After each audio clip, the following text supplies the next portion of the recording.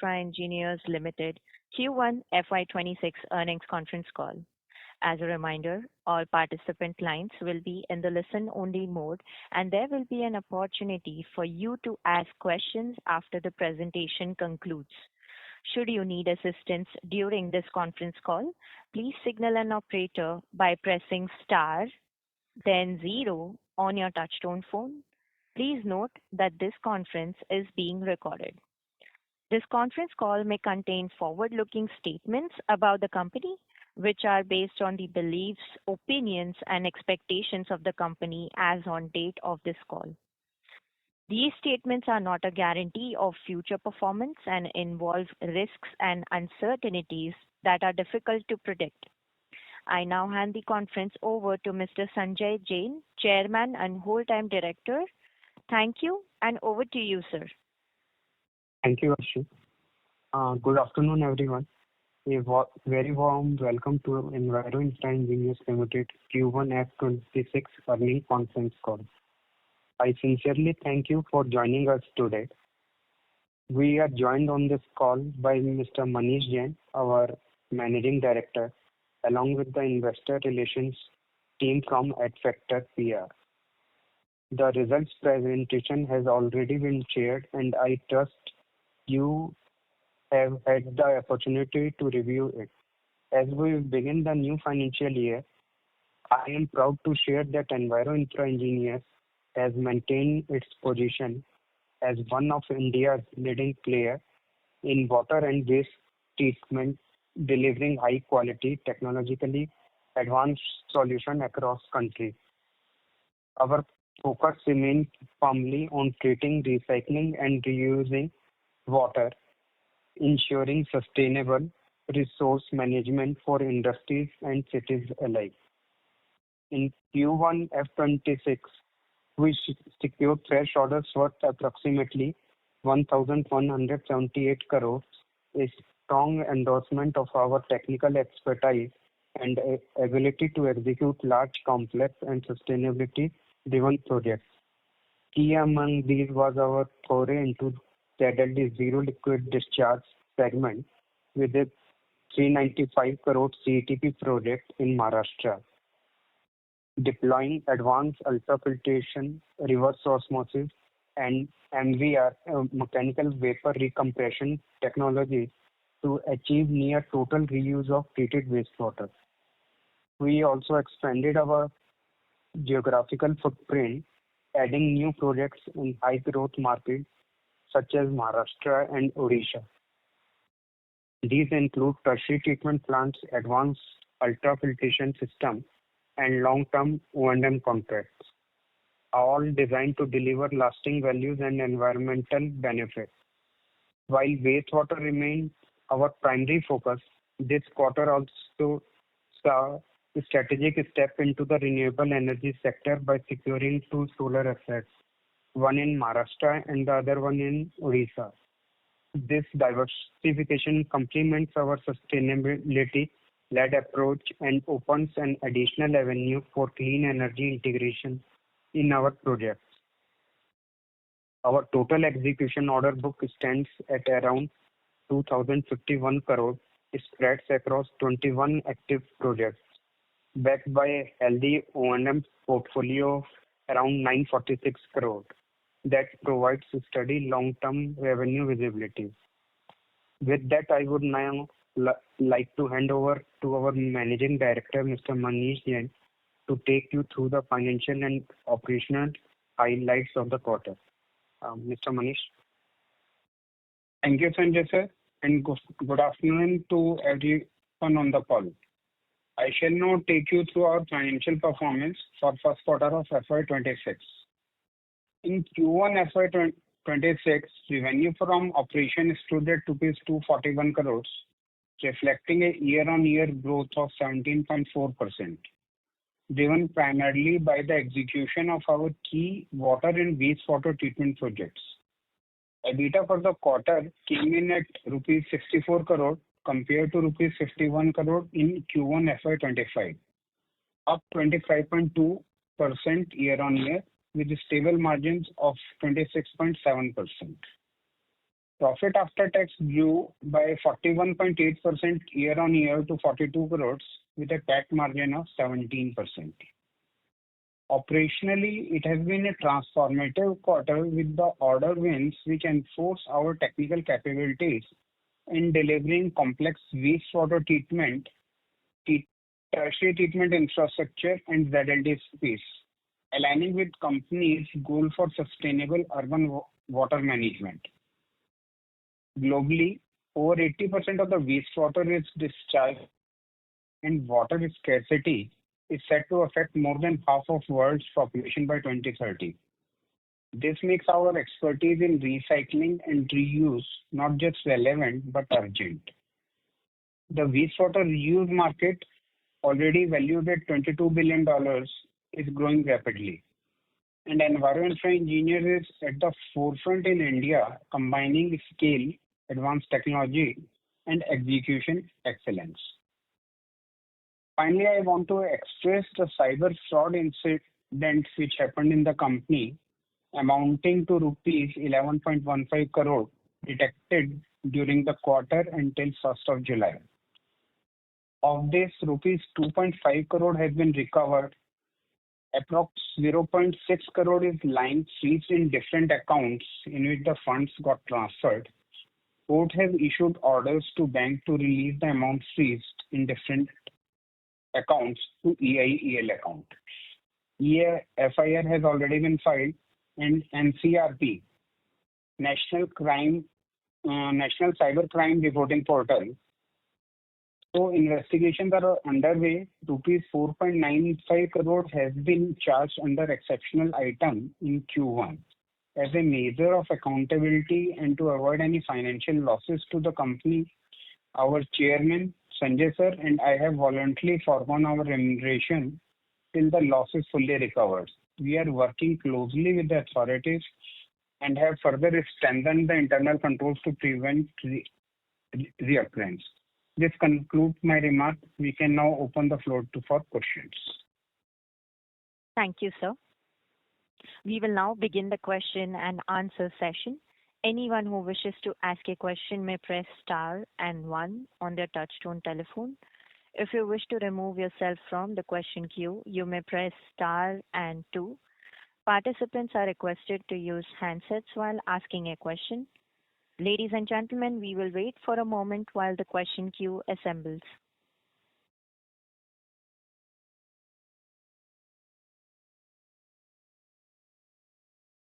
The first question is from the line of Sandeep Sabharwal from asksandeepsabharwal.com. Please go ahead, sir. Yeah, so as I understand, most of your contracts seem to be coming from the state government. So if you could let me know how much percentage of contracts are from the state government and what is typically your receivable cycle?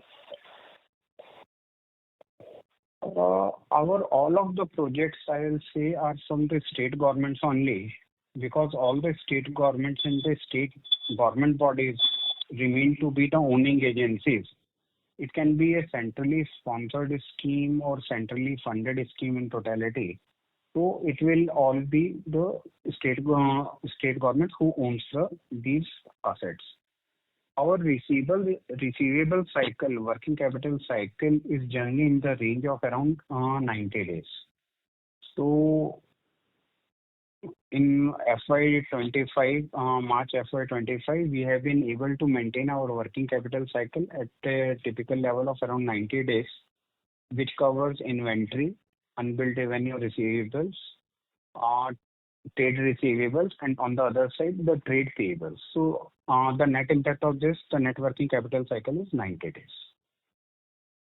It's been observed lately by many of the companies which we are tracking on the, like some companies which are doing Jal Jeevan Mission projects and all those other projects where money had to come from the state government because of these various income distribution schemes. The government finances are stressed.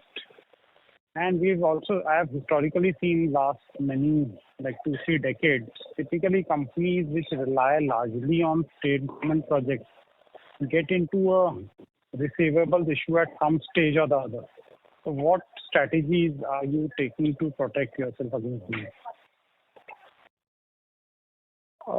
Basically, first of all, I'll clarify on the JJM aspect. In the last financial year and starting from March 2024, there was some issue with respect to the release of funds from the center. There was an intended timeline of completion of JJM scheme by March 24. Since the scheme was not completed, the general election timelines, so these were announced. So because the code of conduct was in place, the timeline and validity of the scheme that was not enhanced. It kept pending, so the funds could not be released. Even in July budget, the timelines were not increased. This has been done in the full year budget in February 2025. So there has been an issue with respect to the release of funds. Rather, I will say the state governments were funding, but there was a slowdown or delay in release of funds from the center. So this JJM scheme in itself is a centrally funded scheme in which a part of fund is from the center and a part of fund from the state. Now, if we look into the entire water and wastewater treatment sector in India, basically this sector is a government-driven sector. There are various types of government-funded or sponsored schemes. It is like JJM, Amrut 2, Namami Gange. So there is a different set of central funding which is involved in all these projects. The funds used to move smoothly. There has been just 1 year it was last financial year, wherein there has been a delay. Now, if we look into the order book of Enviro Infra engineers as on 1st of April 2025, so we had an outstanding order book position of 175 crore from JJM, and with execution of another 65 crore from JJM. So our net order book from JJM remains at around 110 crore. We are not bidding for any of the projects further in JJM. We are fairly concentrating under Amrut or Namami Gange, multilateral agencies projects or common effluent treatment plants, wherein the land bank is directly available with the government bodies or the Industrial Development Corporation, and they are having their own funds available for executing the projects. Out of the 2,100 crore order book, which I think you have, how much of it is centrally or multilaterally funded, and how much is purely by the state government? There is not even a single project which is only the state government funded. All the projects are central driven projects wherein some central funding is involved. If it is Namami Gange, it is 100% central funding. If it is Amrut, it is 25% center along with 75% share from state and ULB combined. Or JJM, which is 50% from both. And if I'm talking about CETP, so it is Industrial Development Corporation, so they are having their own funds.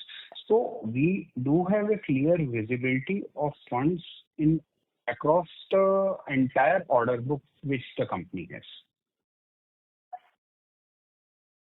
All right, thank you. Thank you. Participants, if you wish to ask a question, you may press star and 1 on your touchtone telephone. The next question is from the line of Mr. Aniket Jain from Yes Securities. Please go ahead.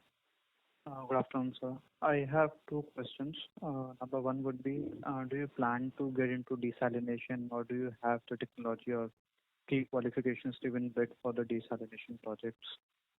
That would be number 1. I'll ask number 2 again after this. Okay. Basically, if I talk about desalination in itself is RO process. So the ZLD project in Maharashtra, which we have bet, so definitely we are entering into this particular segment. We'll be entering into some joint ventures right now for bidding and entering into desalination projects as well, and we do have the technical capabilities available for the execution. So once we do have the experiences with us in the desalination sector and the RO sector, then we will be in a position to bid on our own. Understood, sir. And the second one would be, since you have won your first ZLD project, so I just wanted to understand what is the margin differential between ZLD and usual STP or WTP projects? So are ZLD much more margin accretive than the usual projects? Aniket, basically, if you see the way the complexity of any of the project will increase, so definitely the margin profile is expected to improve. So ZLD project in itself is highly technically competitive project. So the margins in it will be equivalent to the margins that we project for any of the common effluent treatment plant projects. So it will be in the range of somewhere around 30%. That's pretty high. So do you expect to, or are there more ZLD orders or tenders in the market, and can we expect more ZLD orders this year or probably next year? There are clear-cut guidelines from NGT to go for ZLD plants only for across all the industrial areas. So one day or the other, all the industrial areas will have to switch over to ZLD technologies itself. So this opens up a very, very big market in India for this particular sector, so that the water, treated water which is permeates, so that is reused in the industries again. So this is going to gain momentum in future. Understood, sir. I have one more. So your order book of 2,051 crores. So what is the tentative timeline to execute this orders, this backlog, and how much of this will be executed this year? Let me break into two parts. First of all, there was an order book of 1185 crore which we carried from the last financial year as on 1st of April, which was available to us. So basically, that order book, that there was a timeline of 24 months for its execution. So when we are carrying it from the past, so I will say for this particular order book, the timeline is almost this financial year. So around 80-85% of this order book will convert into revenues. The fresh orders which we have bagged 1178 crores in the current quarter or in 4 months. So the timeline for execution is 24 months. Okay. So probably we'll reach for 1,400 or 1,500 crores of revenue for this year. Am I correct? Yeah, definitely. If you see in the first quarter, our revenues have been 240 crores. So this revenue has got transpired from that order book of 1185 crores. Yes. Q2 will also be almost similar ones. Q3 and Q4, when the execution for the new projects will also start, so there will be a sharp increase in the top line. This we expect from Q3 and onwards. Understood, sir. Thank you so much for answering my questions, and all the best. Thank you. Thank you. The next question is from the line of Mr. Dinesh Kulkarni from Finsight Group. Please go ahead. Hello, sir. Am I audible? Yeah. Sir, thank you for giving me the opportunity. Good set of numbers as well. So I just want to understand how do you think the outlook is for the next, say, 2-3 years? Because we have been witnessing, some slowdown across some certain sections in this space, and which is getting reflected in the stock price of various companies, including us. So, what's your outlook here for the next 2-3 years? Do you think there are enough projects that we can bid for and win? Yep. If you could, elaborate something on that. First of all, let me give you an update on the financial numbers. If you could just recall my speech wherein I confirmed you the numbers for the first quarter. So we have had a splendid quarter wherein the top line has increased by 17%, EBITDA by 25%, and then PAT by 42%. So this in itself says that the performance of the company, is good enough. Going forward, there are number of opportunities which are getting opened up. We are increasing our geographical presence. We are entering into reuse ZLD space. There are a number of projects which are coming up in this sector. So the slowdown in at least this water and wastewater treatment market in India, that is not happening. Rather, there is a sudden jump in the number of projects. We have 1178 crore is the order book which we have won. There are number of projects for which we have submitted our bids, where again we are L1, we'll be getting orders. We are bidding for the projects on a continuous basis, and the projects are coming up. So definitely, it shows a lot of traction is there in this particular segment, and it will continue. Since reuse of water and this ZLD in the industrial segment, this is also gaining momentum now. Okay, that sounds great. So do you think, is it still possible for us to maintain at least say 30-40% revenue growth for the next 2-3 years with the kind of outlook we just shared? Yeah, definitely. We look forward to having this 35 to 40% CAGR growth for at least next 5 years. So we understand till 2030, definitely we have that vision, and we can look forward to this type of growth. And what about EBITDA margins and capex? What do you want to say about that? Like, can we have similar levels of margins or higher margins? And whether capex, will it cool off, or do you think it will sustain at current levels? First of all, I will say when I was asked repeatedly if the margins, EBITDA margins to the level of around 22 to 24%, which we used to project time and again, these are sustainable. So basically, even after the IPO and 3-quarter results are already there, similar type of margins are coming repeatedly. We want to ensure that these margins are quite possible, and we will continue to sustain these type of margins. Our guidance on the margin front on EBITDA margins will always remain to be in the range of 22 to 24%. However, we have been in a position to have still better margins against this guidance what we are giving. Okay, and about capex, sir? Like what kind of a capex you expect for this year and next year in absolute number? Basically, for the execution side, if I say so, our fixed assets, these are not bloated at all. So we are moving on an asset-light model. We do have that appetite of going ahead for some of the HEM projects.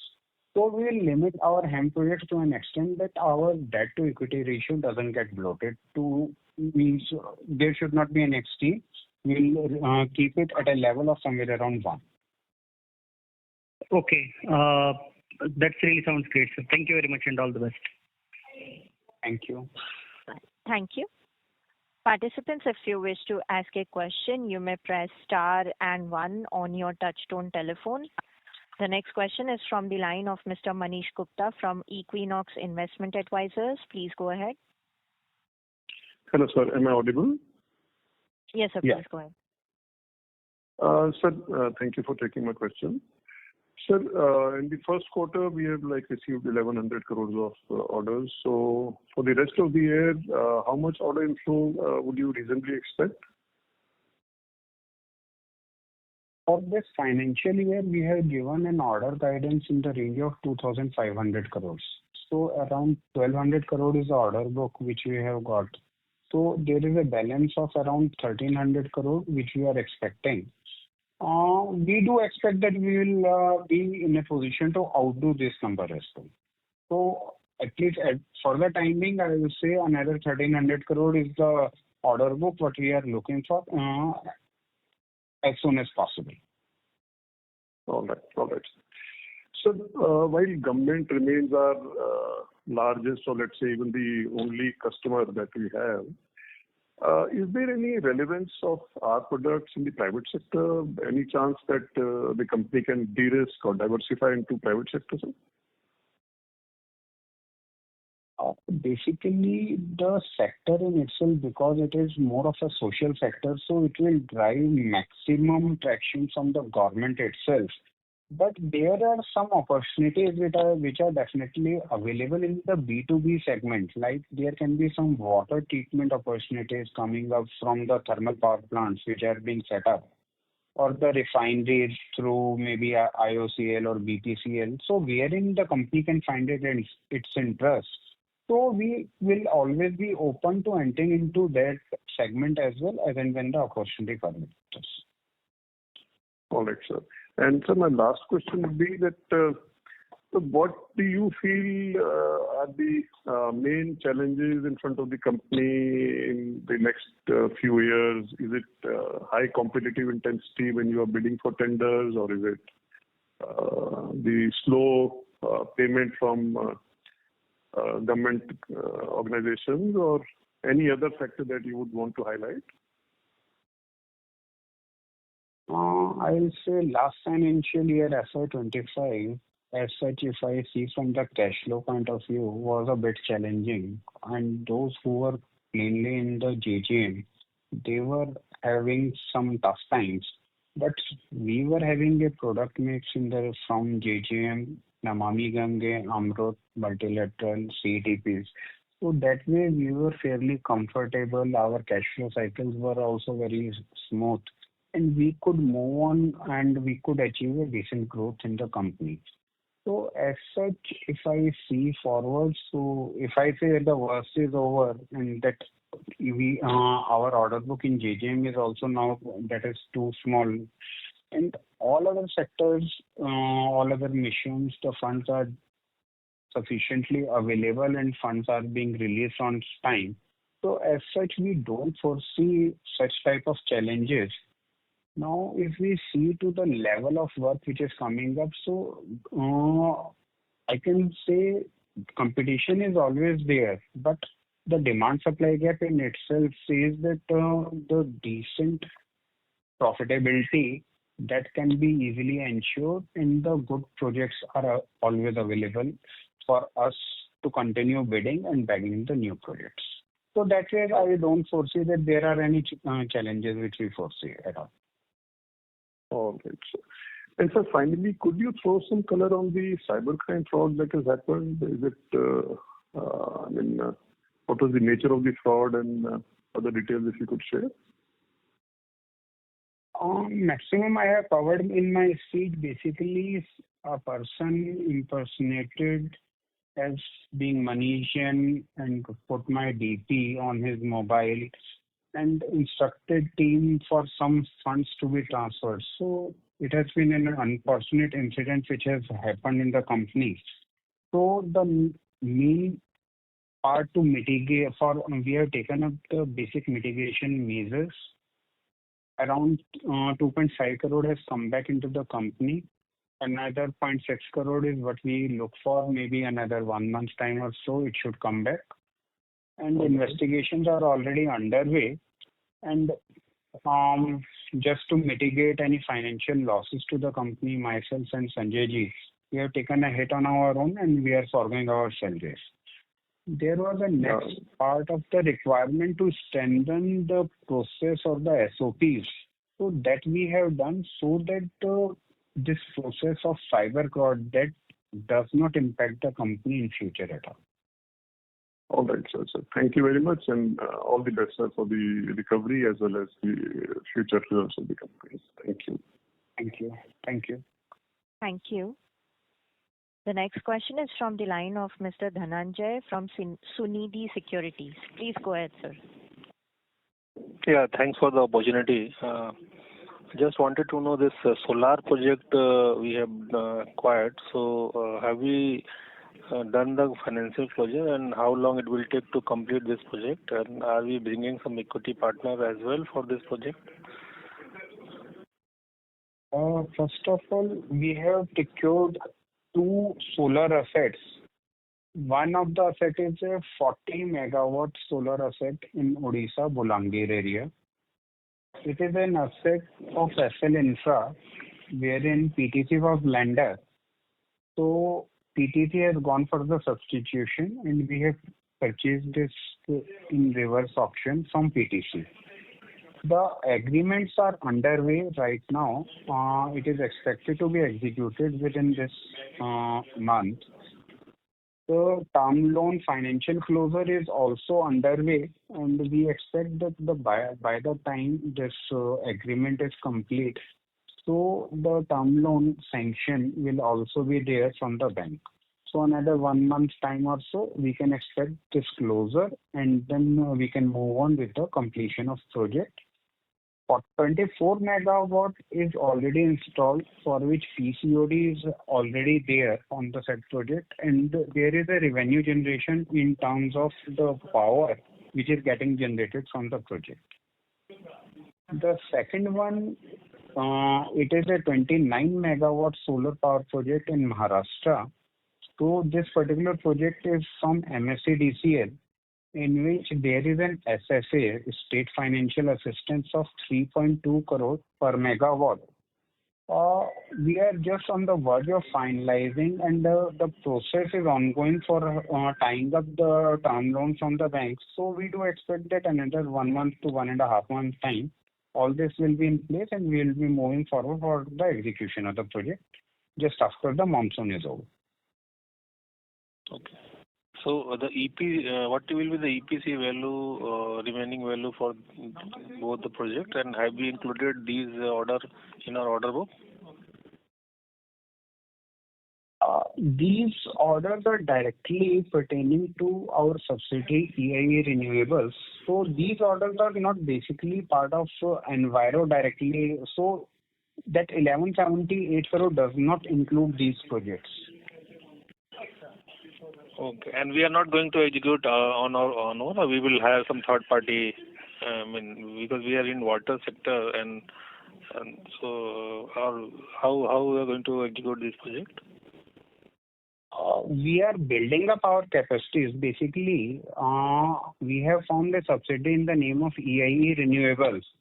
So these two projects are subsidiaries of EIA Renewables itself. So basically, EIA Renewable will act as the parent company for these projects.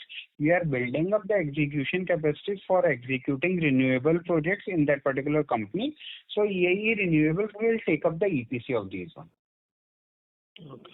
And we also have this annuity revenue coming in this quarter, about 6.5 crore. And last year it was about 1,200 crore. So what is this annuity revenue? Basically, we have one of the projects at Bareilly, for which the COD was achieved last year. So the annuities, it is almost 1 year now, so the annuities are coming every quarter. So it is that portion of the annuity which is coming on a quarterly basis. Okay, and how long it will come, this annuity income? It will continue to come for another 15 years. Okay. And lastly, on O&M order book, which is about 950 crore. So, most of the project you must have 10 years or 15 years kind of O&M. So how do you see O&M revenue going ahead in terms of overall, like last year you did 30 crore. So is it going to go up, let's say 50, 100 crore in next 2-3 years? Yeah, definitely. These orders, this O&M order book, so for any project it is ranging between 5 to 15 years. So at an average we can take it to be somewhere around 10 years. So the O&M revenue is going to shoot up with some of the projects which we are under the execution phase right now, which will go into commissioning, and once the commissioning is done, so it will go into operation and maintenance phase. So we foresee that from FY27, the O&M revenue should increase to somewhere around 70-75 odd crores. Okay, and what is the EBITDA margin you are getting in this O&M? It will be much higher compared to our existing margin, right? Yeah, O&M margins are in the range of 30-35%. Okay, that is all from my side. Thank you. Thank you. Thank you. Participants, you are requested to restrict your questions to 2. If you have any follow-up questions, we request you to rejoin the queue. The next question is from the line of Mr. Ashish from InvestQ PMS. Please go ahead, sir. Yes, thank you for this. So I'm attending a call for the first time. Just wanted to check, our return ratios and our margin, both are excellent. Given the kind of business that we are into, what is the kind of niche that we operate in? Because in project business, typically we haven't seen such kind of numbers on the margins and the returns, basically. So could you explain, how does this is there less competition, or we do something which is different where we make such margins? Basically, it depends the way any of the project is carried forward. So basically, we are doing entire project in-house. We have our own execution teams in-house along with our in-house design teams, wherein we find our prudence in providing the most viable solutions, as well as we are having the in-house capabilities which prevent any subletting of our margins, strengthens our capacity to execute the projects well ahead of time and keeping the quality of execution in control. So these all combined are making us to earn the margins of what we are attaining right now. Okay. And sir, if you could give a broader picture of how the ordering activity is likely to be, what's the feeler that you are getting? Because I think you have been guiding, I missed the initial commentary, but I think you've been guiding for a very high growth in terms of revenue growth, and that is a function of good ordering that would be happening from that you are expecting, basically. So how are you looking at the overall broader picture for the next 3-4 years in terms of ordering activity under the various schemes of the government? If we talk about one of the key schemes of the government, which is Amrut Mission, so the total budgetary outlay of Amrut Mission is approximately 3 lakh crore, out of which around 30,000 crore has been spent till FY25. So balance left is around 2.7 lakh crore, and the estimated timeline right now is 2029. So if we just look into this one scheme itself, so it leaves a lot of room for everybody, and a lot of work is available for all the players in this particular segment to work on. So our revenue guidance of 35 to 40%, that shows a clear visibility at least for next 4 to 5 years on a continuous basis. Since the number of projects are humongous, and we are entering into reuse segments, ZLD, advanced treatment technologies, so we do expect that the margin profile that we have continued till now, so we can continue with the same margin profile, and we can have that revenue visibility of 35 to 40%, similar type of margins which we are having right now, and with good cash flows.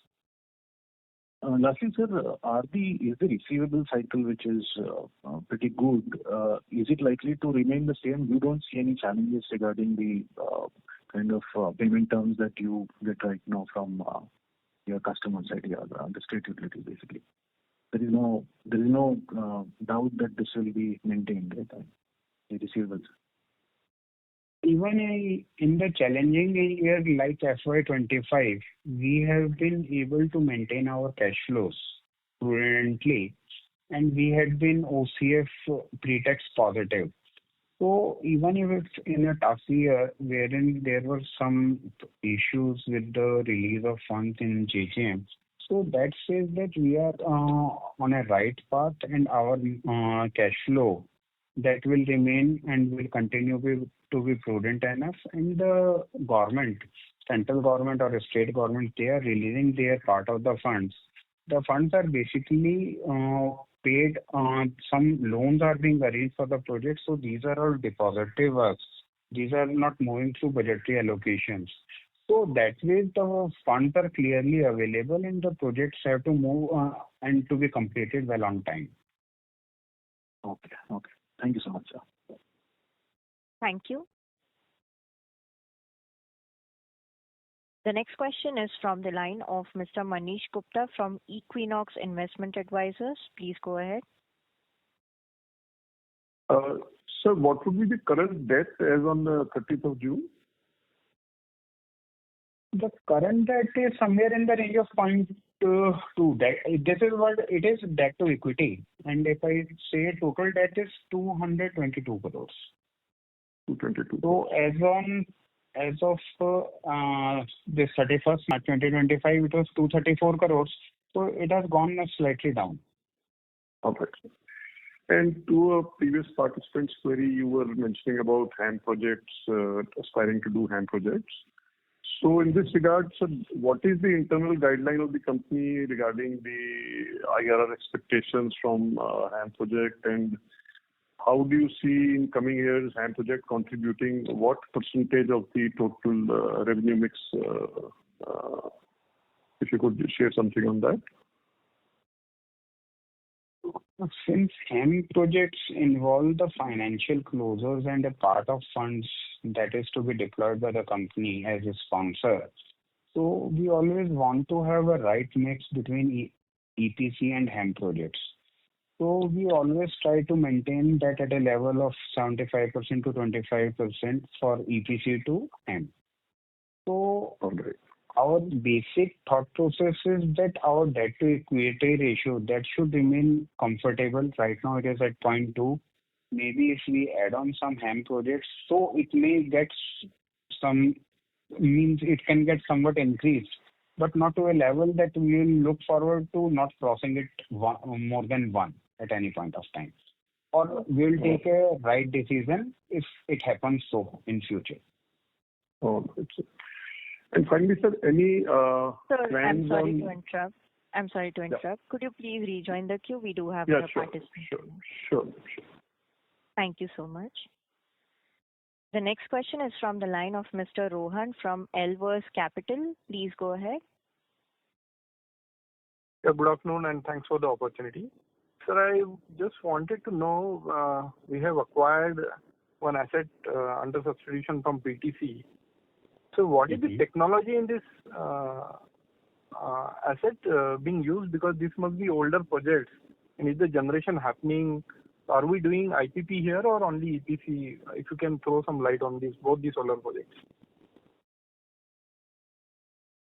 Basically, these are solar power projects. These are IPP projects. And first of all, the Odisha project, it is a 40 megawatt solar power project in which 24 megawatt is already installed. We have to install balance solar power plant of 16 megawatt. The generation is already happening and the revenues are already there. So there is a threshold level of minimum units that we have to generate, and then definitely we can go to a peak level as well. 40 million units is what is getting generated per year right now. We have to reach a threshold of 58 immediately, and then we have to move up to a level of 75 MU. This project is through SECI, so we are getting our revenues from SECI, and the power purchase agreement is signed at rupees 4.1. This is project number 1. In project number 2, this project is basically from MSC DCL. So in this, it is a state financial assistance of 3.2 crore per megawatt. After the execution of the project, so it is more of an EPC wherein almost funds are getting released on the execution of the project. Then for 25 years, the power is being sold at a rate of 0.88 rupees per unit, 25. So you mentioned about 3.2 crores per megawatt of an state financial assistance. Then Right. That should suffice the entire project funding requirement. Then is there a need of separate term loan for this or to raise separate debt? And if Basically, it suffice to this, you will be repaying it to the state government. How is that going to work?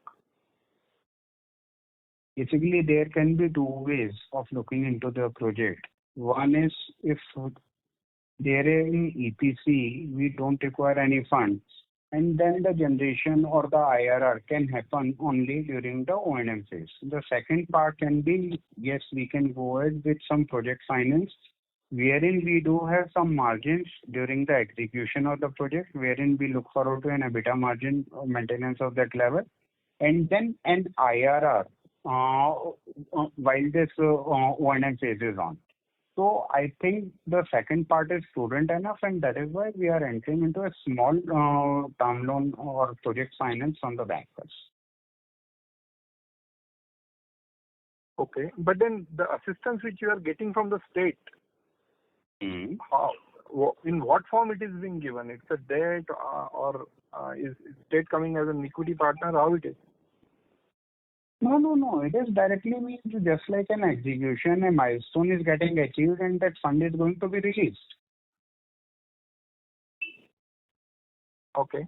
So the project, ultimately the project will be kept just like an asset, and it will be parked in one of the companies where this asset will be parked, and then definitely that IRR. So it will move just like an IPV, but there is that financial modeling has been done like that. The state is giving 3.2 crore during the execution, and then there is an operation maintenance of 0.88. So that financial modeling was required to be done according to that. That's all. Okay. Thank you. Thank you. Participants, you are requested to restrict 2 questions per participant. If you have any follow-up questions, we request you to rejoin the queue. The next question is from the line of Mr. Swaminathan, an individual investor. Please go ahead. Very good afternoon, sir. Good afternoon. Hello. Sir, my question is, as an investor, we are very happy with your quarter one performance in terms of revenue as well as the EBITDA margin. But as an investor, I somehow feel that earning per share has little bit dropped down compared to quarter one of financial year 25, sir. So can you little bit explain on that part, sir? Mr. Swaminathan, if I'm not wrong, the earning per share has not dropped. It has marginally increased. And we are here in this segment from a long time and will be there for a long time and with a very good growth rate in the sector. So I will request that you continue with the performance of company will be good, and definitely that will get derived in form of the good pricing and valuation of the company in future. Sure, sir. And sir, final one more question, sir. Well, it's not a question, and it's a worrisome point from my side. On the one hand, the company is doing the operational performance excellent in terms of acquisition and in terms of the project that we are taking and including EZLD. But on the other side, some administrative issues are happening like fraud and recent litigation against Karnataka drainage that makes little bit worrisome as an investor. So how we are going to handle such, because we are going to have more and more opportunity in future in terms of our order book growth. So how we are going to handle this part effectively in future, sir? Let me explain these two parts separately. First of all, arbitrations in any of the contract, it may happen. It happens because of the understanding which both we as a contractor and then the government department, wherein they have their own thought process and we do have our own thought process. So if there is any point where there is a disconnect, then we have to go for a process which is clearly outlined in the agreement itself. We are continuing to execute the project for the same state government on a continuous basis, these arbitrations means it is a type of dispute which cannot directly handle. So these are basically points wherein one has to enter into it, and if we are right, so we'll get our part of the dues, or if they are right, so that will get subsided. So basically, entering into an arbitration doesn't say that we are in a red zone at all. This is one what we can understand. The second part is that the fraud which has happened in the company. The company is existing for the past 33 years. This is the single incident I can say which has happened. And for this cyber fraud not to happen or any such type of event which should not happen in the company at all, we are taking utmost care in future so that the systems are well in place and any such type of threat, if ever, that can be avoided. Thank you, Manish sir. All the best for the coming quarter, sir. Thank you. Thank you. The next question is from the line of Mr. Nikhil, an individual investor. Please go ahead. Yeah, hi. Am I audible? Yes, sir. Yeah. Yeah. So, sir, if I understand correctly, the Jal Jeevan issue was with respect to government upgrading the system, because in the system probably there was completion to be done by 24 and it got extended for some reason, and that is why there is a delay in funds, and it is not due to some fund issue with the central government. Because I just want to understand from your end, is it more structural slowdown or it will get improved in the coming, or you have already seen signs of bottoming out in release of the funds and the things will be much better from here on? Basically, what I know from my side and as my understanding is, there is no issue at least with respect to the availability of funds with the center. If same would have been the other schemes would have not have moved.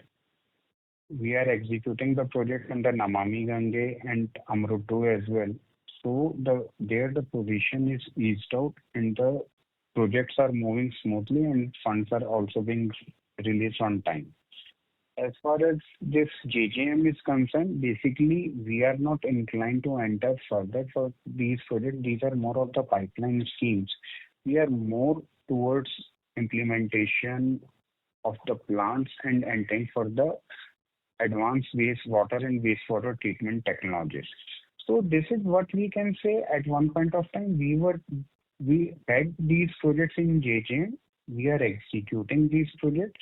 Now we are more aligned towards that Amrut or multilateral agencies, Namami Gange projects. And we are moving more towards the reuse or ZLD schemes and with advanced wastewater treatment technologies. So what we can say is, yes, the worst is over. The JGM wherein the funds could not get aligned on time, right now the position is quite eased out. We are working in the state of MP and we are not facing at least any challenges. From the month of March, the payment cycle has eased out to a considerable extent. Got it. Okay. Because why I was asking is center is in your other projects also, right? Because in all the projects it is central driven. So even though we are not in the Jal Jeevan much, but it should not impact the receivables with respect to our other projects, which I understand is not the case like you explained. You can see basically what happened in past was that if any of the project is a centrally funded or